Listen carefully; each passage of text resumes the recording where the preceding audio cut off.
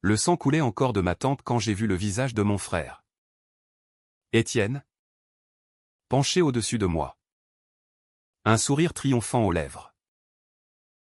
C'est fini, Alexandre. Tu as toujours été le bouc émissaire parfait. Ces mots ont résonné dans ma tête agonisante. Tandis que la voiture qu'il avait sabotée dérapait sur l'autoroute pluvieuse près de Lyon, emportant ma vie dans un fracas de métal tordu.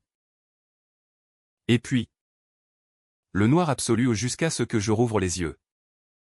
Non pas au paradis ou en enfer, mais dans mon propre corps. 10 ans plus tôt, assis dans le salon familial de notre appartement haussmannien à Paris, face à mes parents qui me tendaient ce putain de contrat de prêt. J'ai cligné des yeux, le cœur battant la chamade. Et j'ai vu la date sur le journal posé sur la table, 15 juin 2015. Pas 2025. Pas l'année de ma mort. J'étais revenu. 30 ans. Célibataire. Ingénieur en aéronautique chez Airbus. Et pas encore ruiné par les dettes de mon frère aîné. Ce serpent qui m'avait volé tout ce que j'avais bâti. Mes parents. Ces marionnettistes cupides. Venaient de me balancer la bombe, Alexandre. Étienne a besoin de 590 000 € pour son projet d'affaires. Tu signes. Ou on te renie. Leur voix. Mielleuse et autoritaire. Comme toujours. Mais cette fois. Au lieu de la panique qui m'avait submergé autrefois. Un feu froid s'est allumé en moi. J'ai souri. Pas un sourire poli. Non, un rictus de prédateur. Celui d'un homme qui connaît déjà la fin de l'histoire et qui va la réécrire en lettres de sang. Paris. Cette ville de lumières éternelles et de trahisons chuchotées dans les cafés enfumés, m'avait toujours paru comme un écrin de velours pourri. Né dans le 16e arrondissement. Fils cadet d'une famille bourgeoise en déclin, père banquier à la retraite. Mère professeur de littérature qui lisait Balzac pour mieux ignorer ses propres drames. J'avais grandi à l'ombre d'Étienne. L'aîné parfait. Lui. Le charismatique. Le golden boy qui collectionnait les maîtresses et les dettes comme des trophées. Moi. Le sérieux. Le besogneux qui payait les factures pour que la façade tienne. En 2015. J'avais tout, un appartement modeste à Montmartre. Une promotion en vue. Et une petite amie. Claire. Qui rêvait de voyage en Provence. Mais Étienne avait déjà commencé à tisser sa toile. Ce soir-là. Dans le salon aux meubles Louis XV fané. L'air était lourd d'encens et de mensonges. Maman, avec son chignon impeccable et son collier de perles hérité de grand-mère, s'était assise en face de moi. Les yeux brillants de cette fausse tendresse qu'elle réservait aux occasions où l'argent était en jeu. Papa, adossé à la cheminée, fumait son cigare cubain. Son visage rougeau plissé en une grimace paternelle. Alexandre, mon fils, c'est pour la famille. Étienne va lancer sa start-up en tech des applis pour le luxe. Tu sais. Avec les palaces de la Côte d'Azur. Il a besoin de ce capital. 590 000 €. C'est rien pour toi. Avec ton salaire chez Airbus. Rien. J'avais économisé pendant 8 ans. Renoncé à des vacances. À des sorties. Pour ce rêve d'indépendance. Et maintenant, il me demandait de signer. De cautionner le prêt au nom de la solidarité fraternelle. Dans ma vie précédente, j'avais cédé. Aveugle. Naïf. Convaincu que le sang l'emportait sur la raison. J'avais hypothéqué mon appartement. Vidé mes comptes. Et regardé Étienne dilapider l'argent en fait à Saint-Tropez et en pot de vin à des investisseurs véreux. Quand la bulle avait éclaté. 3 ans plus tard. Il m'avait accusé de fraude à un coup monté avec un faux comptable. Des mets trafiqués portant ma signature. Mes parents, horrifiés par le scandale, m'avaient jeté dehors, tu as sali le nom de la famille. Alexandre. Va-t'en. Claire m'avait quitté. Incapable de supporter la ruine. Et puis, l'accident, ma voiture sabotée par un mécanicien corrompu par Étienne. Sur la 7 vers Marseille. Où j'allais supplier un vieil oncle pour un prêt désespéré. Le volant qui lâche. Les pneus qui crèvent. Et ce dernier regard sur le rétroviseur, Étienne. Riant dans l'ombre. Maître incontesté. Mais maintenant, j'étais de retour. Et le destin était mon jouet. D'accord, ai-je dit d'une voix calme. En prenant le stylo. Leurs visages se sont illuminés, maman a même applaudi doucement. J'ai signé. Mais pas avant d'ajouter une clause manuscrite. Discrète, le remboursement intégral en cas de non-réalisation du projet dans les 18 mois. Sous peine de saisie des biens familiaux. Un détail légal que j'avais appris dans ma vie brisée. Lors des audiences interminables au tribunal de Paris. Étienne, qui venait d'entrer. Bras croisés. Un verre de cognac à la main. A haussé les épaules. T'inquiète. Frangin. Ce sera du gâteau. Oh. Je m'inquiétais. Pas pour lui. Mais pour le festin que j'allais lui servir. Les jours suivants. J'ai commencé à creuser. Discret. Méthodique. Comme un archéologue exhumant un cadavre. Chez Airbus. Je passais mes pauses à fouiller les archives en ligne des brevets. À contacter d'anciens collègues sous prétexte de networking. Étienne n'avait pas de start-up, juste un vague business plan pompé sur un site de temps plate. Et des rendez-vous avec des requins de la finance underground.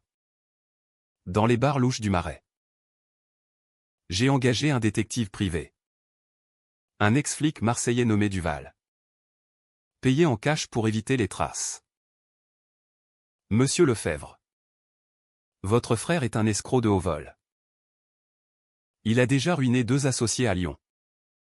Et il fricote avec des types de la côte qui lavent de l'argent via des galeries d'art fictives. Parfait. Le tableau se dessinait, Étienne n'était pas un raté. Mais un prédateur. Et nos parents? Complices? Bien sûr. Il savait pour ses dettes de jeu au casino de Deauville. Pour les maîtresses enceintes qu'il abandonnait. Ils me haïssaient parce que j'étais le miroir de leur médiocrité indépendant. Sans leur filet.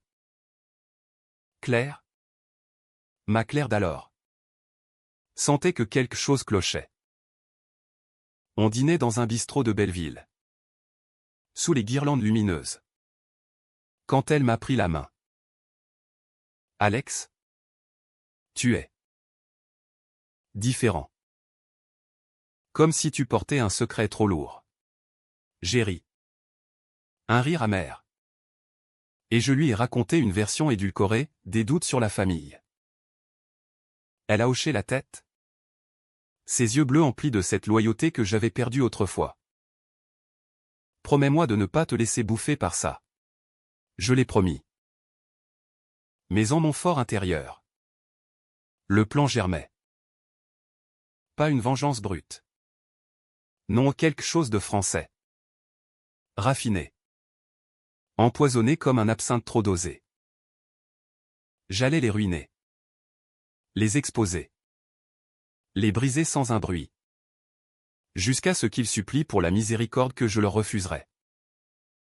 Le premier coup est tombé un mois plus tard. J'ai découvert via Duval un compte offshore aux Bahamas au nom d'Étienne. Alimenté par des virements suspects de nos parents.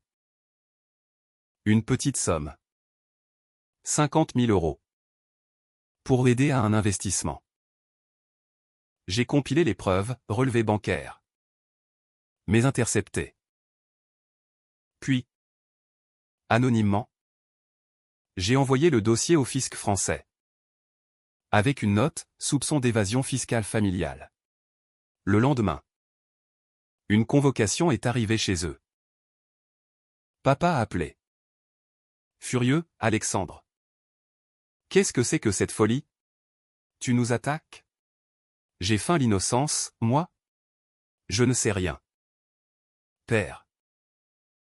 Peut-être que c'est Étienne qui a mal géré. Le verre était dans le fruit. Et moi?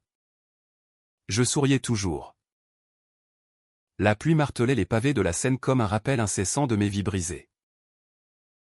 J'errais le long des quais. Un parapluie inutile à la main. Revivant en boucle ces 10 années perdues. Après le scandale financier. Étienne m'avait non seulement accusé. Mais il avait aussi saboté ma carrière. Un ami chez Airbus. Grassement payé. Avait falsifié des rapports de test sur un prototype d'avion, mon prototype. L'accident en vol d'essai. Près de Toulouse. Avait fait les gros titres, défaillance humaine chez Airbus. Moi. Le responsable désigné. Viré en disgrâce. Blacklisté dans tout le secteur aéronautique. J'avais sombré dans l'alcool. Les petits jobs de consultant freelance. Jusqu'à ce que la dette m'étouffe. Et Claire? Elle m'avait trouvé un soir. Effondré sur le pont des Arts. Murmurant des promesses non tenues. Je t'aime encore? Alex? Mais tu te noies. Elle était partie pour Lyon. Vers une vie stable avec un prof d'université. Dans ma chute. J'avais même tenté de me suicider une pilule trop forte. Avalée dans un hôtel miteux de Pigalle. Mais le destin. Ce farceur m'avait accordé une seconde chance via un accident orchestré. Maintenant. Armé de cette prescience. Je tissais ma toile avec la précision d'un horloger suisse. Duval m'avait fourni plus, des photos d'Étienne en compagnie d'une certaine Isabelle. Une avocate corrompue du barreau de Paris. Spécialisée dans les faillites truquées. Ils se rencontraient dans un hôtel discret de la rue de Rivoli. Où elle lui dictait comment me piéger. Ton frère est clean. Étienne. On le fera passer pour le coupable. J'ai souri en voyant les clichés granuleux, lui. Torse nu. Riant avec un verre de champagne, elle. Notant des plans sur un bloc-notes. Isabelle. Le nom m'avait hanté autrefois. Lors du procès. Quand elle m'avait démonté à la barre avec un sourire de vipère. Dans cette vie, elle serait ma première proie collatérale. J'ai contacté un hacker freelance. Un gamin de Nanterre prénommé Léo. Rencontré via un forum dark web que je connaissais par cœur de mes nuits insomniaques passées. J'ai besoin d'accéder à ces mails. Sans trace. 5000 € en bitcoin. Et 24 heures plus tard. J'avais tout, correspondance torride. Plan de chantage. Et eu jackpot, un dossier sur nos parents. Maman avait une liaison avec un éditeur parisien. Un divorce en suspens qui menaçait sa pension. Papa? Un pot de vin de 200 000 € pour un prêt immobilier frauduleux en 2010. Il couvrait Étienne non par amour. Mais par peur du déshonneur social. La bourgeoisie française. Toujours, l'apparence avant tout. Même si ça signifie sacrifier un fils. Le dîner familial suivant. Dans leur appartement du 16e. Était une comédie macabre. Étienne présidait la table. Racontant ses avancées en tech des mensonges éhontés sur des investisseurs de la Silicon Valley. Maman servait le foie gras. Évitant mon regard. Papa. Un peu éméché. Tapoter mon épaule, tu verras. Fiston. Ça va payer. On est une famille. J'ai hoché la tête. servant le vin à un Bordeaux corsé que j'avais choisi pour son amertume. Puis, comme par hasard, j'ai reçu un appel. Allô? Duval? Oui. Les documents sur l'offshore. Envoyez-les à tous. Silence de mort. Étienne a pâli. Son couteau suspendu au-dessus de l'assiette. Qu'est-ce que c'est que ça? J'ai haussé les épaules. Rien d'important. Juste des affaires de famille. Cette nuit-là, j'ai retrouvé Claire dans notre lit à Montmartre. Elle dormait. Paisible. Ses cheveux au beurre étalés sur l'oreiller. Pour la première fois depuis mon retour, j'ai pleuré au pas de rage. Mais de gratitude. Elle était mon encre. La seule pureté dans ce marais de venin. Le lendemain, je lui ai proposé de partir en week-end à la campagne. Près d'Avignon. Pour nous, Alex. Seulement nous. En route? Dans la TGV. J'ai reçu un message de Léo, accès obtenu. Elle est piégée. Isabelle avait mordu à l'hameçon un faux client. Moi sous pseudonyme. Lui demandant de gérer une faillite. J'ai planté une clé USB infectée dans son système lors d'un rendez-vous bidon au café de Flore. Résultat, ces mails compromettants fuitaient sur un site d'alerte éthique. Anonymement. Le barreau l'a suspendu le lendemain. Étienne, furieux, m'a appelé, c'est toi. Hein? Tu fous en l'air tout. J'ai ri. Parano. Frangin? Concentre-toi sur ta start-up. Mais le vrai coup de théâtre est venu d'une découverte enfouie, le secret de ma mort. Dans les archives de Duval, un enregistrement audio d'Étienne. Saoul dans un bar de Bastille. Confessant à un complice, Alex. Il sait trop. Le mécano à Lyon. 20 000 pour saboter les freins. Et si ça foire? On l'accuse de tentative de meurtre sur Claire pour le briser d'abord. Mon sang s'est glacé. Pas seulement moi où il visait Claire. Ma Claire. Pour me pousser au désespoir. La rage. Cette vieille amie m'a envahi. J'ai accéléré le plan. Prochaine étape, infiltrer son cercle. Feindre l'alliance. Et frapper au cœur. Les semaines passèrent en un tourbillon de nuits blanches et de cafés serrés. J'ai investi dans des trackers GPS. Des micros cachés dans des cadeaux anodins, un stylo Montblanc pour Étienne. Une broche pour maman. Leur vie se déroulait sous mes yeux, rendez-vous adultère. Transfert d'argent illicite. Et Étienne? Noyé dans la cocaïne. Suppliant Isabelle, avant sa chute, pour plus de coups tordus. J'ai même rencontré un vieil oncle. Le frère de papa. À Nice, celui que j'avais supplié en vain autrefois. Alexandre. Gamin. Ta famille est pourrie. Si tu as besoin. Je suis là. J'ai souri. Besoin. Oh oui. Mais pas d'argent ou de légitimité. Le twist mineur est survenu lors d'une soirée au Moulin Rouge. Où Étienne m'avait traîné pour célébrer un investisseur fictif. Les plumes. Les paillettes. La foule enivrée et lui.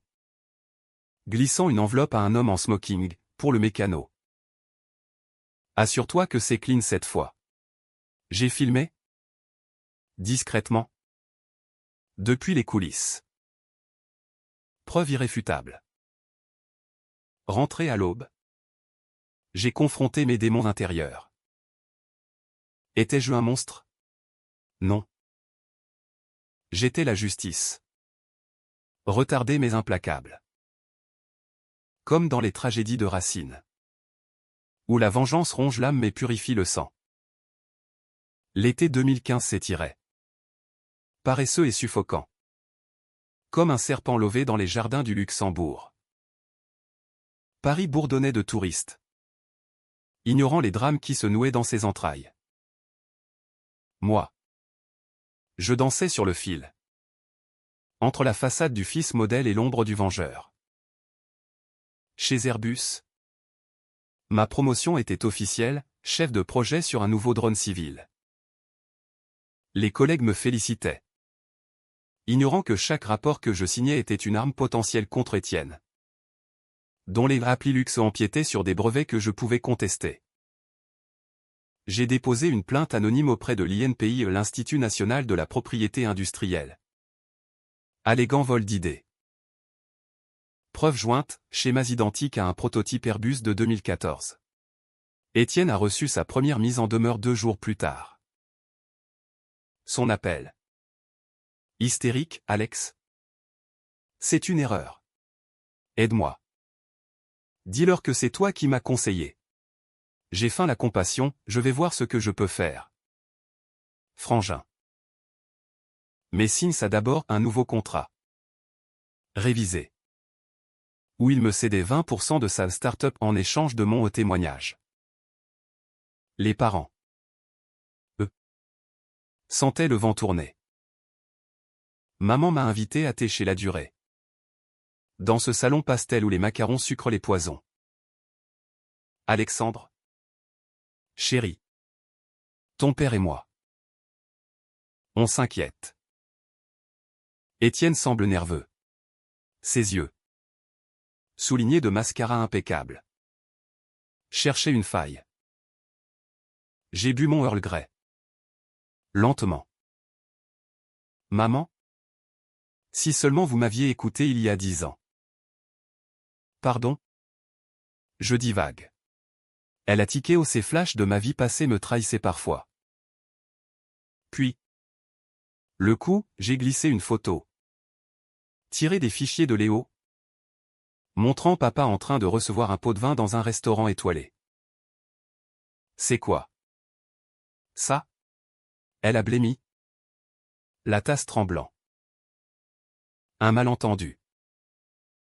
Ton père est intègre. J'ai souri. Bien sûr. Mais si le canard enchaîné la prenait? Menace voilée. Magistrale. Elle est repartie. Hagarde.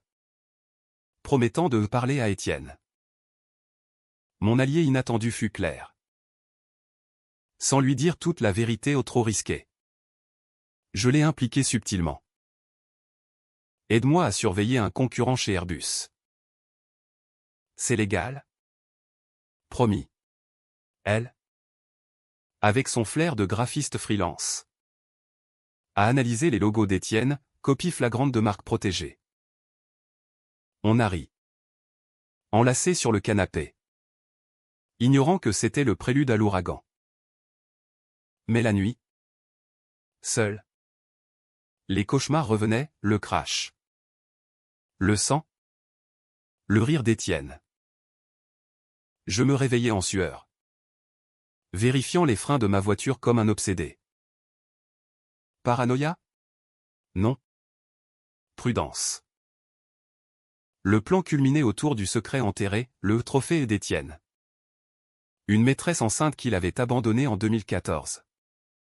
Avant mon prêt. Duval l'avait retrouvée où une serveuse bretonne nommée Marie. Vivant dans un HLM de Clichy. Avec un fils de 5 ans qui ressemblait trait pour trait à mon frère. Il m'a promis le mariage.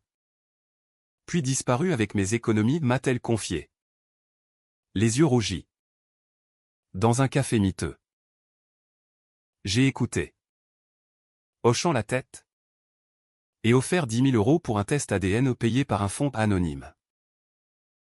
Résultat, 99,9% de paternité. Preuve en main.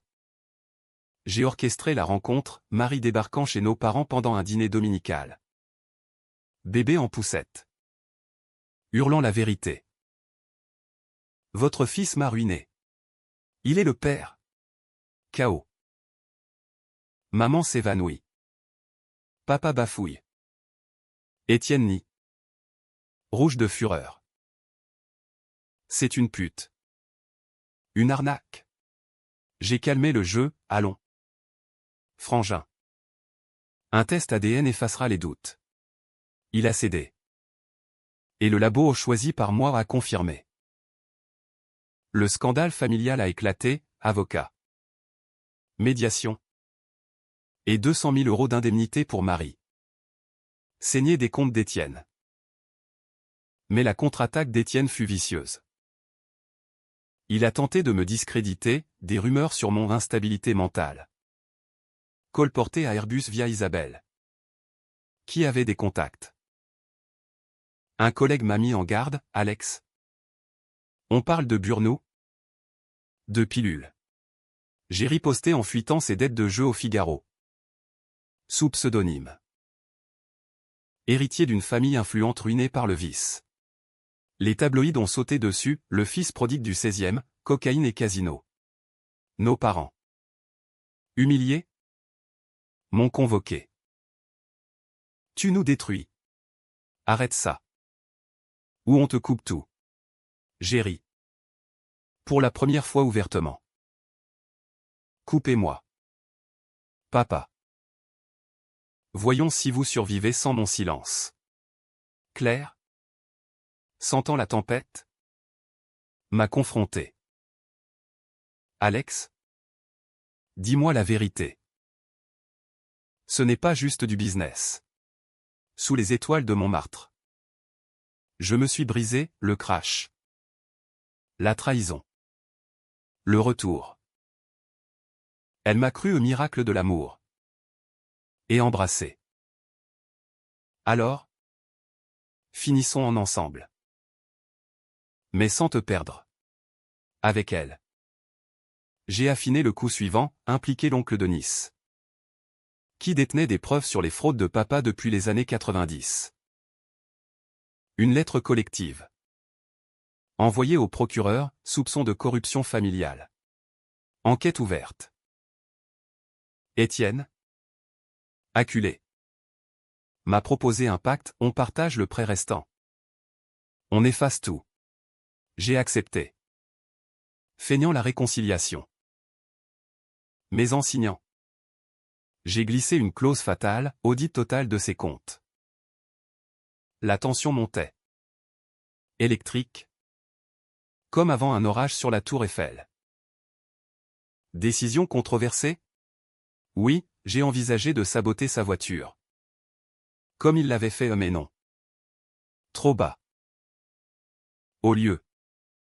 J'ai accidentellement envoyé ses mailles porno à ses investisseurs. Chute libre.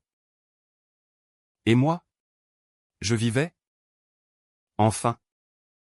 Avec Claire. Planifiant notre fuite vers la Provence une fois la poussière retombée. Automne 2015. Et Paris se parait de feuilles rousses. Masquant la pourriture sous-jacente. L'enquête du fisc avançait. Perquisitionnant l'appartement parental, tiroir vidé. Ordinateur saisi. Maman? Effondrée. M'a appelé en larmes, Alexandre. Sauve-nous. Étienne jure que c'est toi derrière tout. J'ai visité? Apportant des fleurs ironie cruelle. Elle? Vieillie de 10 ans en 3 mois. Gisait sur son lit. Entourée de flacons de Valium. Pourquoi? Mon fils? On t'a tout donné. Tout? Des dettes et des mensonges. J'ai caressé sa main. Froide. Maman? Souviens-toi de l'été 2005. Quand Étienne a volé mes économies pour sa première affaire? Vous avez ri? Disant que c'était fraternel. Flash de mémoire, moi. Adolescent. Pleurant dans ma chambre tandis qu'il fêtait son haut succès. Elle a détourné le regard. Étienne? Lui? Complotait, Duval l'avait vu rencontrer le mécanicien lyonnais. Payant d'avance pour un service. Mon propre job vacillait. Le directeur RH m'a convoqué, Alex. Des allégations. Instabilité. Prends un congé. Coup d'Étienne. Via des fuites. J'ai contre-attaqué, publié un article anonyme dans Le Monde sur les dysfonctionnements familiaux dans la haute bourgeoisie. Avec détails voilés sur nous. Succès, débat télévisé. Psychologue cité. Nos noms n'apparaissaient pas. Mais le 16e bruissait de ragots. Papa. Ruiné par les amendes. A vendu sa collection de 100 000 euros envolés. Il m'a affronté dans un café de l'avenue Foch, tu es un monstre. Pire que ton frère. J'ai souri. Non. Papa. Je suis le remède. Claire et moi. On s'est réfugiés à la campagne. Louant une maison près d'Arles. Les champs de lavande. Le Mistral un baume. Là. J'ai finalisé le coup de grâce, un montage vidéo. Compilant enregistrement. Photo. Confession. Envoyé à la presse. Au barreau. Et à un producteur de docu-série sur France 2. Titre, La fratrie maudite, trahison au sommet. Diffusion prévue pour Noël. Mais avant. Le twist, Étienne a enlevé Claire. Un mot sur mon pare-brise, vient seul à l'usine abandonnée de Vitry. Où elle saute. Cœur en vrac. J'ai obéi. L'usine. Un squelette rouillé en banlieue sud. Puis l'huile et la trahison. Il était là. Revolver à la main volé. Illégal. Claire ligotée. Bâillonnée. Finissons ça. Alex. Tu signes un aveu, tout est ta faute. Sinon. Bang. Le climax, moi. Face à lui. Feignant la peur. Pourquoi? Étienne? Le prêt. La start-up OCT pour me tester? Il a ri. Ce rire de ma mort. Non. Frangin. Pour te briser. Tu étais toujours le préféré. Le sérieux. Maman t'aimait plus. J'ai dû te rabaisser. Aveu. J'ai enclenché l'enregistreur dans ma poche. Puis. Le geste controversé, j'ai bondi. Pas pour le désarmer. Mais pour le pousser vers un échafaudage instable. Il a trébuché. Le revolver a claqué aux balles dans le mur. Et l'échafaudage s'est effondré sur lui. Pas mort? Non, aux jambes brisées. Hurlant. J'ai libéré Claire. Appelé les flics. Tentative de meurtre. Il m'a tendu un piège. Preuve, l'enregistrement. Le mot? Les caméras cachées que j'avais installées. Hôpital. Interrogatoire. Étienne? Plâtré. Ni tout. Mais les flics? Flairant le gros poisson. Creuse, le mécanicien arrêté. Confession sous pression. Nos parents. Cités comme complices moraux.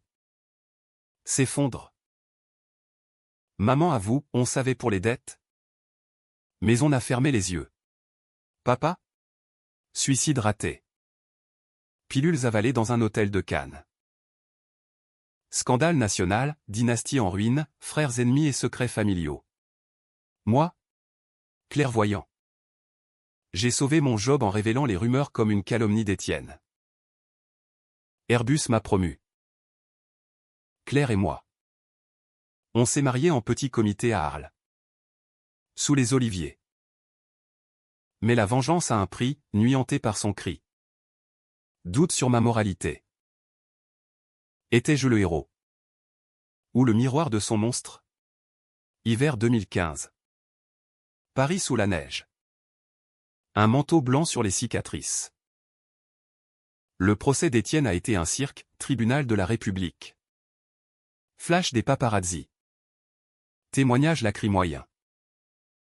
Il, en fauteuil roulant, accusait la jalousie fraternelle. Moi. Calme à la barre, il a saboté ma vie. 2 fois. Preuves irréfutables, l'enregistrement. Les virements. Le mécanicien passé aux aveux. Isabelle. Révoquée. A témoigné contre lui pour un deal où il m'a forcé à falsifier.